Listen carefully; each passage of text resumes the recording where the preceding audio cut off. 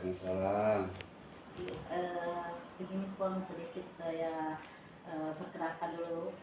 Saya sebagai calon guru penggerak Pong kebetulan mempunyai tugas yakni mewawancarai 2 atau 3 kepala sekolah dan itu mengenai tentang bagaimana dalam kepemimpinan Bapak dalam memutuskan suatu masalah yang artinya bernilai kebajikan. Seperti itu barangkali Puan. Kebetulan kita dengan cara ini kita apalagi dari tugas kami sehingga bisa terpenuhi Puan. Diminta kesiapannya kepada Bapak. Begini Puan, ada pun yang saya ingin tanyakan yakni terkait dengan pengambilan suatu keputusan Bapak, yakni bagaimana bila Bapak pada saat itu mengidentifikasikan kasus-kasus yang artinya merupakan di dalamnya dilema ataukah bujukan moral, seperti itu Pun. Makasih Indi. Ya, ini dulu perlu barangkali saya tegaskan bahwa 2 kasus ini memang terkadang kita tidak bisa membedakannya ya, antara dilema etika dan seperti yang bilang ada dilema etika lalu ada bujukan moral. Jadi ini kita mau petakan dulu ketika kita menghadapi suatu kasus, kita mau tetapkan apakah kasus yang kita hadapi ini merupakan dilema etika atau bujukan moral. Nah, seperti itu. Tapi kita mungkin harus sama-sama dulu sepakat bahwa yang digolongkan ke dalam dilema etika itu ini dua-duanya benar. Maksudnya dua-duanya ini benar dan tidak melanggar hukum. Nah, seperti itu. Lalu kemudian kalau terkait dengan bujukan moral, satu pihak memang sudah salah. Nah, cuman bagaimana kita mengambil keputusan di dalamnya seperti itu. Nah, adapun langkah-langkah yang biasanya saya gunakan ketika mau dipetakan, mau diidentifikasi apakah kasus ini masuk ke dilema etika atau bujukan sosial. Nah, tentunya yang pertama ya saya harus memahami dulu kasusnya. Ya, pertama pahami dulu kasusnya ini jangan sampai kita langsung masuk ke dalamnya, kita tidak tahu seperti apa. Nah, setelah kita pahami tentunya ya kita kumpulkan fakta-fakta. Ya, kumpulkan fakta-fakta, kita sudah pahami, oh seperti ini, kumpulkan fakta-faktanya, lalu kemudian kita komunikasikan dengan pihak yang terlibat. Ya, setelah itu kita petakan kasus itu. Jadi saya ulangi kembali bahwa pertama kita harus pahami dulu kasusnya, lalu kemudian yang kedua kumpulkan fakta-fakta yang terkait dengan kasus itu, lalu mengkomunikasikan dengan warga sekolah, lalu kita petakan apakah kasus itu masuk ke dilema etika atau ke bujukan moral. Jawaban yang sangat mantap Puan. Ini ada lagi Puan, selama ini bagaimana Bapak menjalankan dalam pengambilan keputusan di sekolah, terutama di antara kasus-kasus di mana ada 2 kepentingan ya yang sama-sama benar atau sama-sama mengandung nilai-nilai kebajikan. Jadi yang pertama dulu saya pertimbangkan kalau dapat persoalan seperti itu, ini nanti kepentingannya apakah terkait dengan kepentingan perorangan atau kepentingan bersama. Nah, itu satu. Lalu kemudian yang kedua, ya tentunya saya harus mempertimbangkan rasa keadilan. Jadi tadi kepentingan apakah perorangan atau kepentingan bersama. Lalu kemudian yang kedua, ya saya harus menegakkan rasa keadilan. Ya, harus ada rasa keadilan, atau maksudnya tidak ada belas kasihan. Ya, karena ketika muncul belas kasihan, nanti saya yakin keputusan yang kita ambil itu tidak bakal sesuai dengan harapan semua pihak. Ya. Nah, kemudian kita harus pertimbangkan juga dampaknya, apakah dampak sesaat atau mungkin nanti jangka waktu lama. Bisa berkelanjutan. Jadi seperti itu. Oke, Puan, itu tadi dari pertanyaan yang yang kami ajukan.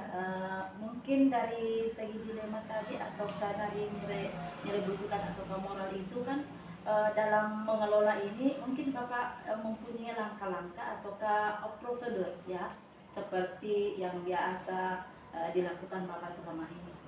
Oh, iya.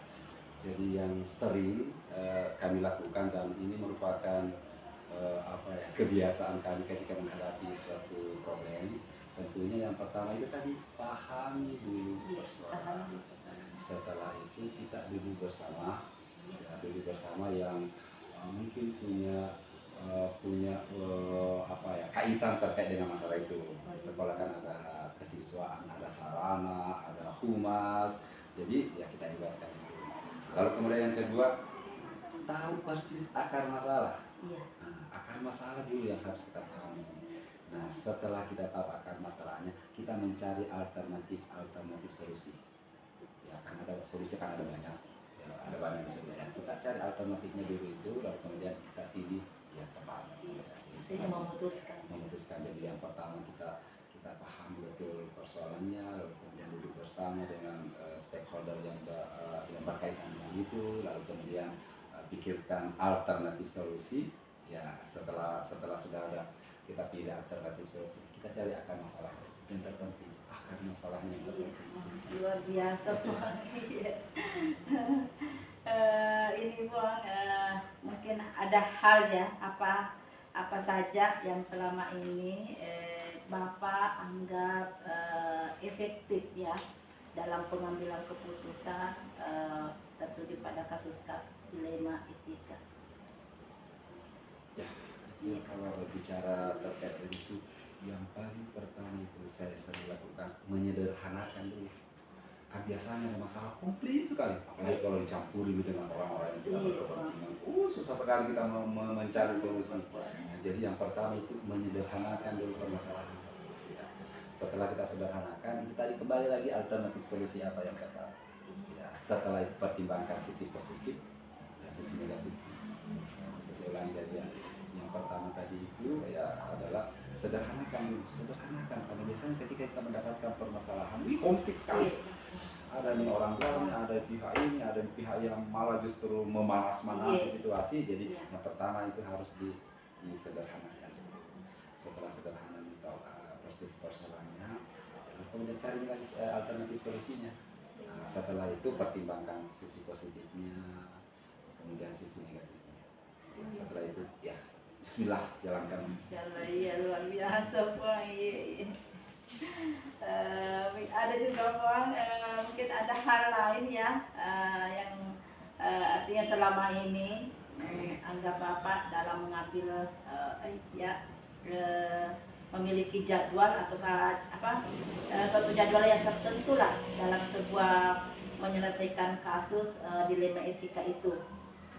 Apakah langsung menyelesaikan di tempat ataukah memiliki jadwal tertentu? Ya, jangan sampai memiliki jadwal tertentu ya. Kemudian dalam segi bentuk apa atau prosedur seperti apa yang Bapak jalankan?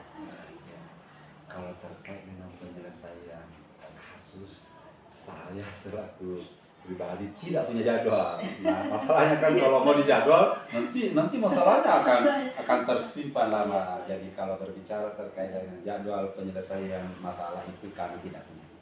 Ketika ada masalah kita selesaikan, saat itu juga kita selesaikan dengan, kalau berbicara, jadi tadi pertanyaan apakah punya jadwal? Tidak. Lalu kemudian bagaimana prosedurnya, tadi kan sudah saya sampaikan bahwa pahami akar masalahnya, lalu kemudian pikirkan alternatif solusi, setelah itu pertimbangkan sisi positif, sisi negatifnya, lalu kemudian putuskan. Jadi tidak punya jadwal khusus untuk menangani kasus-kasus. Iya, dalam masalah ini Pak, apakah ada seseorang atau faktor-faktor yang selama ini mempermudah ataukah membantu Bapak ya dalam pengambilan suatu keputusan dalam kasus?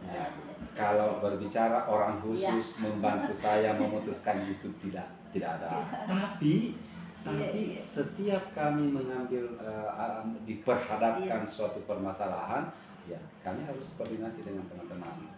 ketika permasalahan itu terkait dengan siswa, maka kami berkoordinasi dengan kesiswaan, wakase kesiswaan ditambah BK plus wali kelasnya. Ketika kami diperhadapkan, masalah kami diperhadapkan dengan sarana dan prasarana, ya wakase sarana prasarana. Terus ketika kami diperhadapkan dengan di luar sana, ya masyarakat sana terkait dengan orang tua siswa, ada wakase tentang humas. Jadi kalau orang khusus yang membantu saya dalam menangani kasus-kasus itu tidak ada yang tertentu, tapi ada yang ketika kami dapat masalah, kami berkoordinasi dengan teman-teman yang tugasnya terkait tugas dengan tertentu. itu. Ya, di sini kan ada wakase sarana, ada wakase kesiswaan, lalu kemudian ada sarana prasarana. Begitu. Ini dari segi ini Puang, kan bisa menjadi suatu hal yang bisa kita dapat dari pelajaran itu. Iya, kira-kira apa yang bisa kita tidak dalam pengalaman Bapak mengambil keputusan di dilema etika? Ya, kalau terkait dengan apa yang kami dapatkan dari pengalaman keseharian kami terkait dengan pengambilan keputusan itu ada banyak. Yang pertama tentunya kami mendapatkan pembelajaran terkait dengan pengambilan keputusan yang baik. Ya. Kemudian pembelajaran yang kami dapatkan yang utama adalah ketika mendapatkan permasalahan itu identifikasi. Kita identifikasi di kasus identifikasi, jangan langsung serta merta kepala sekolah, ayo gini caranya, Pak. Tidak seperti itu. Jadi pembelajaran yang saya dapatkan dari kasus-kasus yang ada, bahwa setiap ada masalah identifikasi dulu. Kita jangan Masalah apa ya? Akar masalahnya. Kemudian yang kedua itu tadi identifikasi.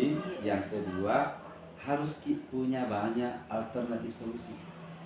Ya, harus punya banyak alternatif solusi. Ya, karena terkadang ada masalahnya sama, tapi menyelesaikannya beda. Nah, jadi harus punya banyak alternatif solusi. Kemudian melibatkan teman. Karena saya yakin kita di sini kan organisasi, otomatis kita ketika mengambil keputusan tidak harus sendiri, harus melibatkan teman. Dan yang terakhir, tidak gegabah. Dan tidak gegabah memutuskan. Terkait sekali dengan materi kita ini, baru ini saya kurang lebih 1 jam yang lalu kami harus dilema memutuskan bahwa ini anak harus dikeluarkan dari SMP 1. Itu betul-betul ini. Di sisi lain dia sudah kelas 3. Di sisi lain dia sudah kelas 3. Kemudian yang kedua mungkin tidak ada di sekolah yang mau terima. Terus yang keempat, desakan orang tua, bahkan dia libatkan orang lain untuk menelpon ke saya terkait dengan ini. Tapi kami sudah koordinasi dengan kesiswaan, koordinasi dengan wali kelas namanya, ternyata mungkin ini anak tidak suka di SMP 1, sehingga kita cari sekolah yang baik. Itu gini waktu ini. Ketika dan termasuk ada salah satu di antara mereka keluarga guru dan ketika kita memutuskan harus dikeluarkan dari sekolah, artinya cari sekolah lain, kan dilema. Iya, Bang. Kita diperhadapkan seperti itu. Ya, oke, seperti itu jawaban kami yang mudah-mudahan bermanfaat. Mantap banget. Semoga bisa jadi seperti ini, Bu. Pemimpin ke depannya. Makanya kenapa orang bilang, loh kok itu guru penggerak dipersyaratkan untuk menjadi kepala sekolah, guru penggerak syaratnya. Saya bilang, iya memang kan di dalamnya dia pelajari. Dia pelajari bagaimana memimpin, bagaimana mengambil keputusan seperti ini. Iya, oke, dengan ucapan Assalamualaikum warahmatullahi wabarakatuh. Waalaikumsalam warahmatullahi wabarakatuh.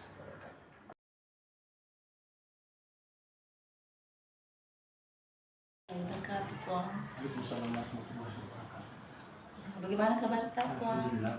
Iya, alhamdulillah. Sedikit masih menyita waktu tak Puang.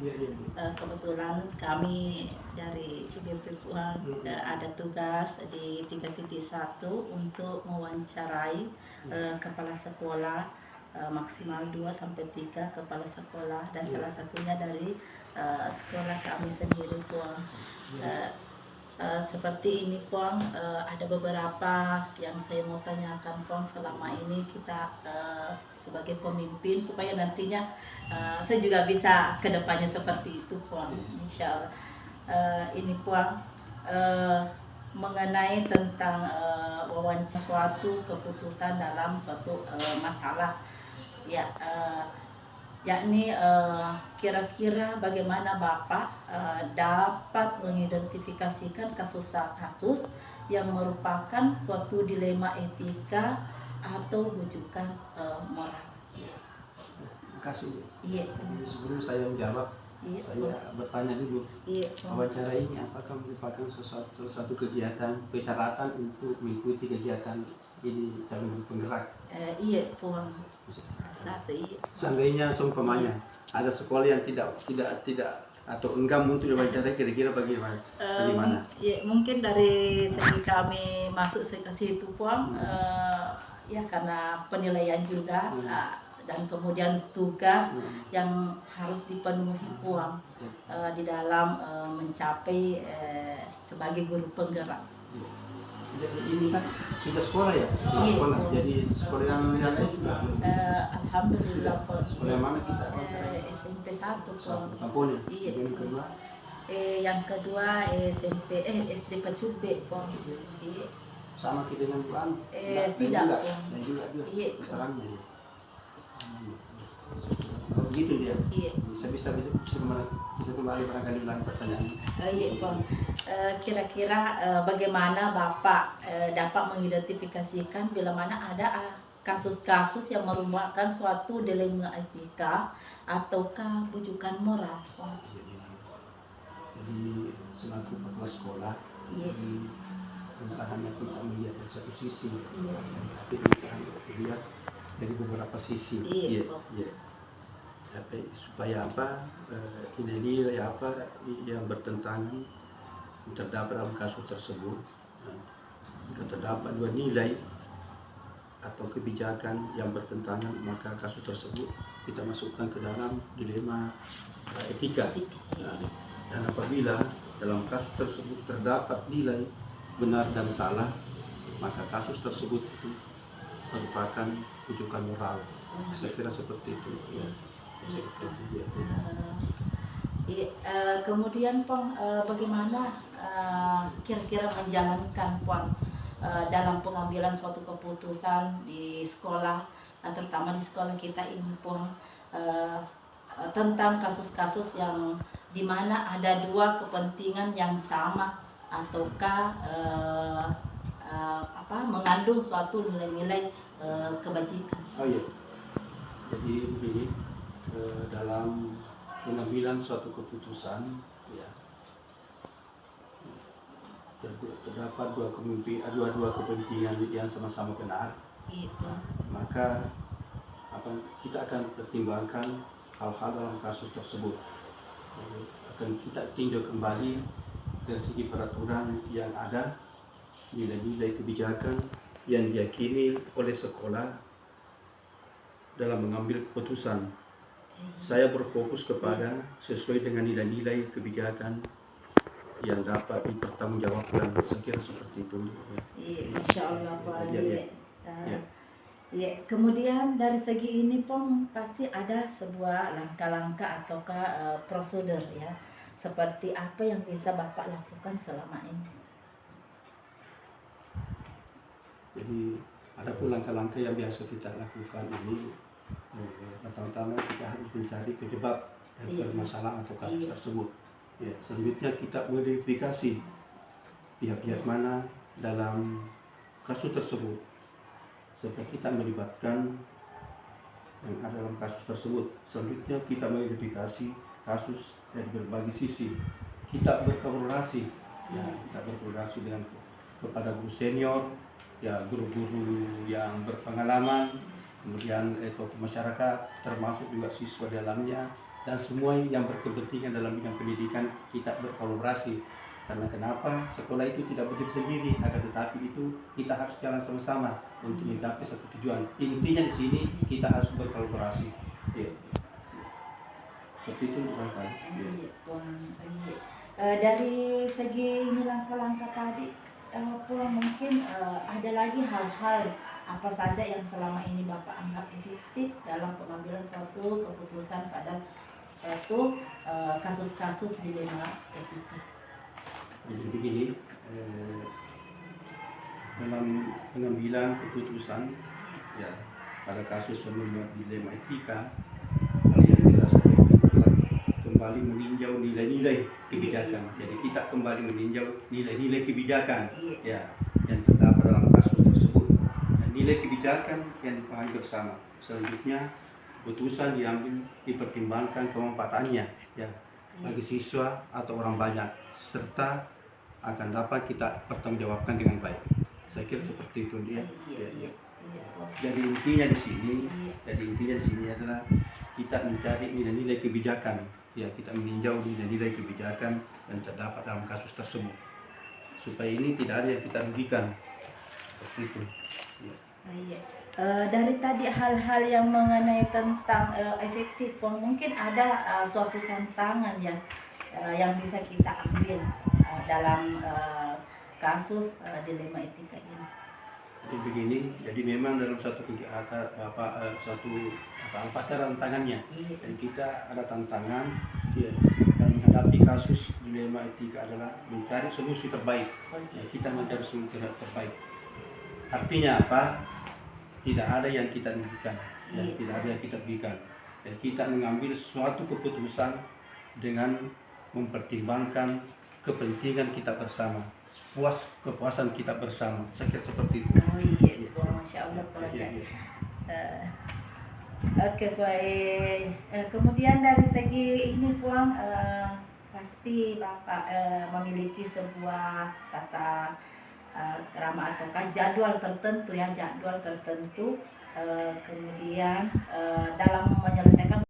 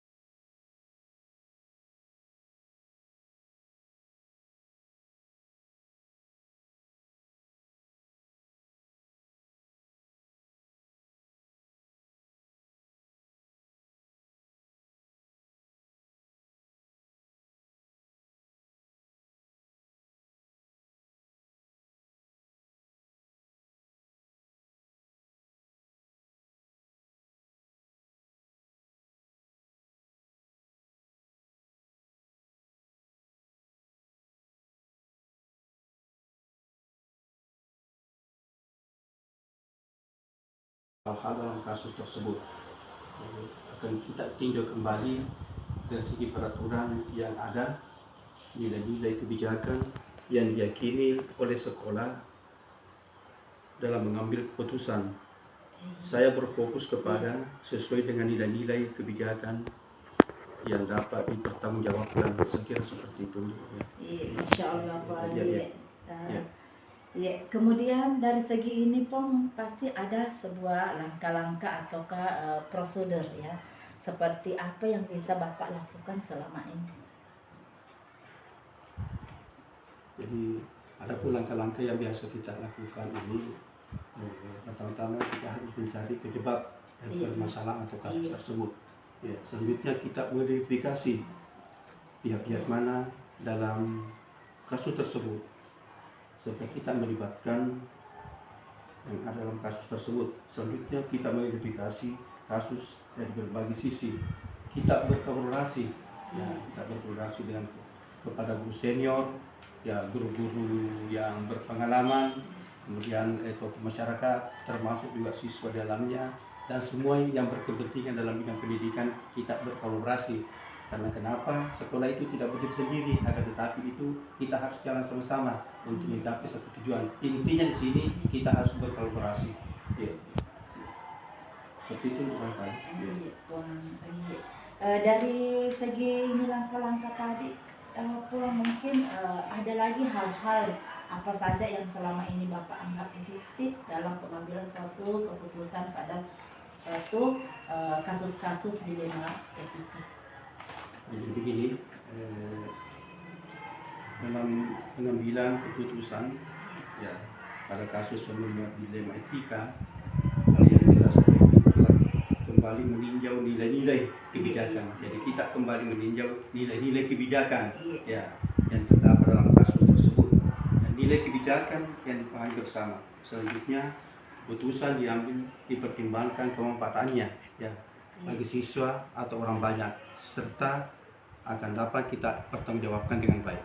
Saya kira seperti itu dia. Ya. Jadi intinya di sini, adalah kita mencari nilai-nilai kebijakan. Ya, kita meninjau nilai-nilai kebijakan yang terdapat dalam kasus tersebut. Supaya ini tidak ada yang kita rugikan. Seperti itu. Ya. Dari tadi hal-hal yang mengenai tentang efektif, mungkin ada suatu tantangan yang bisa kita ambil dalam kasus dilema etika ini. Jadi begini, jadi memang dalam suatu kegiatan suatu masalah pasti ada tantangannya. Dan kita ada tantangan ya, dan menghadapi kasus dilema etika adalah mencari solusi terbaik. Ya, kita mencari solusi terbaik. Artinya apa? Tidak ada yang kita rugikan dan tidak ada yang kita rugikan. Dan kita mengambil suatu keputusan dengan mempertimbangkan kepentingan kita bersama, kepuasan kita bersama. Saya kira seperti itu. Oh iya, Masya Allah Pak.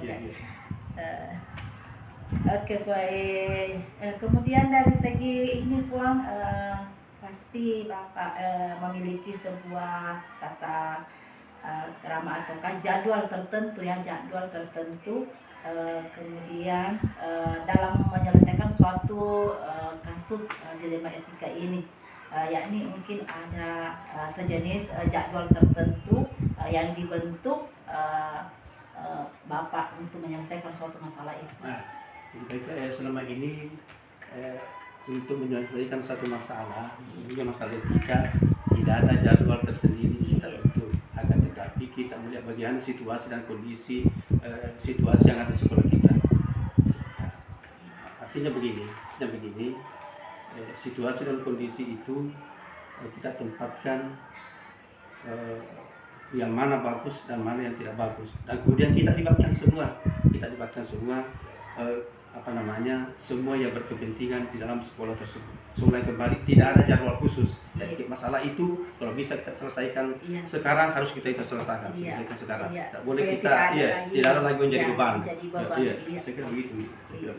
Masya Allah Pak, luar biasa ya.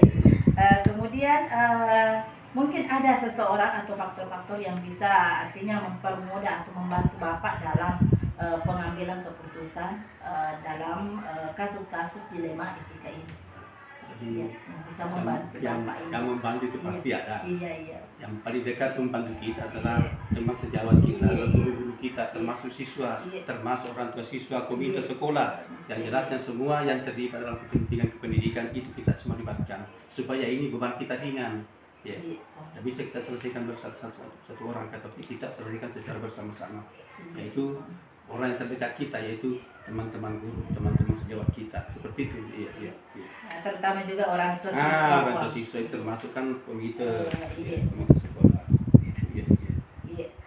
Kemudian hal yang telah artinya Bapak pelajari dari keseluruhan yang sebagai pemimpin, kira-kira pembelajaran apa yang dapat kita petik uang dari pengalaman Bapak mengambil keputusan dilema etika? Jadi begini, jadi untuk menyelesaikan suatu dilema etika, kita harus mempertimbangkan dengan mata-mata. Kenapa kita pertimbangkan dengan mata? Supaya tidak ada satu pihak yang kita rugikan, akan tetapi semua pihak dianggap diuntungkan, dan yang terpenting adalah tidak ada ketersinggungan di dalamnya. Saya seperti itu. Iya, betul sekali. Saya seperti itu. Iya. Oh, Masya Allah, Puan. Iya. Itu tadi jawab pertanyaan atau wawancara yang terakhir, Puan. Mudah-mudahan sebisa seperti begini juga ke depannya, Puan, ya. Seperti melebihi, ya lebih dari ini, toh. Iya, Puan. Iya. Terima kasih Iya, banyak, Bapak, Puan, Bapak. atas kesempatannya. Iya. Oke, Kasih, Puan. iya. Selamat ini, selamat. Iya, Puan. Ya, semoga sukses Iya. ya. Sukses Amin, ya. Puan. Iya, Amin. iya. Dengan ucapan wassalamualaikum warahmatullahi wabarakatuh. Waalaikumsalam warahmatullahi wabarakatuh. Kebetulan kami dari CBP Puan ada tugas di 3.1 untuk mewawancarai kepala sekolah maksimal 2-3 kepala sekolah, dan salah satunya dari sekolah kami sendiri, Puan.